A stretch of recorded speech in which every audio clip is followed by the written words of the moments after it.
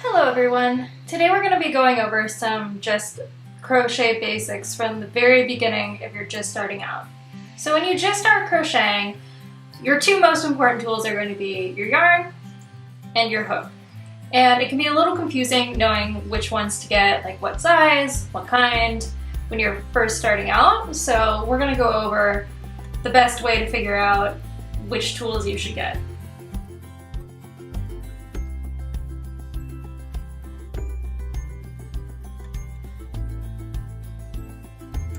So we've zoomed in on the back here of the yarn label, and a yarn label is going to look more or less the same on any yarn you buy. The information might be in like slightly different configuration, but it's always going to have the same information that you need. So one of the first things that you're usually going to see is the brand of the yarn. This is Wings Merino, and the color, somewhere very close to the brand, and this is in teal. The fiber content of the yarn. This one is 50% fine superwash merino wool and 50% nylon. Then you're going to see the yardage of your skein. This is 182 yards, and for people who use meters, that is also on there. Then you're always going to see this same symbol, and that's telling you the weight of the yarn, which is pretty much just the thickness of the actual yarn. 3 and 4 are a pretty good starting point when you're first starting out. So 3 is light and it's a DK weight yarn, and 4 is going to be a worsted weight yarn. Those are really good starting points, and pretty much all it's telling you is like generally how thick your yarn is. And that brings us to the next point here, which has a recommended hook size. And pretty much what that means is that like this size hook of 4 or 4.5 or 5 or 5.5 millimeter is going to be fairly compatible with this yarn. And when you're looking at hook sizes, it just means the size of the tip and this little nook here. And it just means that it's going to fit nicely in there. It's not going to be super hard to work with. So it's good to go based off of their recommended hook size when you're first starting out.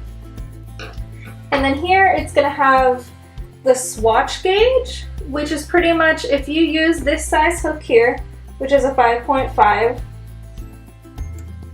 that 16 single crochets against 20 rows is going to give you this size swatch, a 4 times 4 inch. So you're not going to be really using that at first. Don't worry about it yet. It's more for when you're following patterns later on. And then we just have some general care instructions here. It's going to let you know if you can wash the yarn in the washing machine or if you can iron it, things like that. So once you figure out what yarn you want to use, then it's pretty good to go on to the hook size. So we're going to move on to that. So once you feel comfortable with reading your yarn label, the next most important thing is understanding your hooks.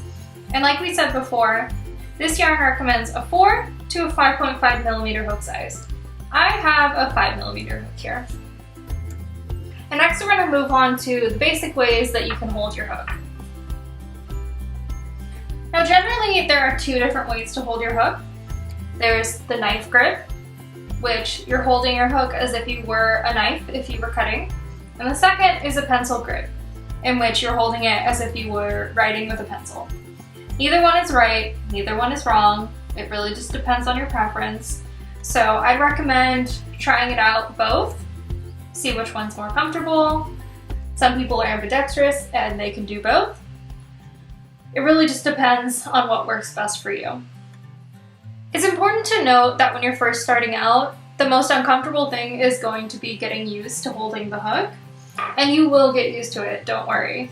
But it is going to feel a little fidgety, a little odd, and once you get used to a certain kind of hook hold and the weight of your hook and everything, your stitches are going to start being more even, more balanced, and everything's just going to get easier from then. But the most important thing is to focus on getting used to holding your hook and comfortable with holding your hook. So just keep stitching, just keep doing chains, just keep doing other stitches, and eventually you'll get used to it and it won't seem so difficult anymore. In today's video, we just went over the basics of reading a yarn label and understanding the recommended hook size. If you need a more elaborate explanation of different yarn sizes, different hook sizes, which ones go best with each other, what kind of yarns you use for different projects, we're going to have a link in the description below for further explanation on those two, if you need them. And yeah, in the coming weeks, we're going to be focusing on learning how to do a slip knot, learning how to do chains, single crochet, double crochet, half double crochet, and you know, just every basic stitch that you're going to need to know. And once you know how to do those foundational stitches, you can pretty much do whatever projects you want from that point on. So we look forward to teaching you guys how to do all the next steps in learning how to crochet, and we hope this information was good for you and helped you learn. So yeah, if you have any questions or comments, leave them below, and we look forward to seeing you guys again. Happy stitching!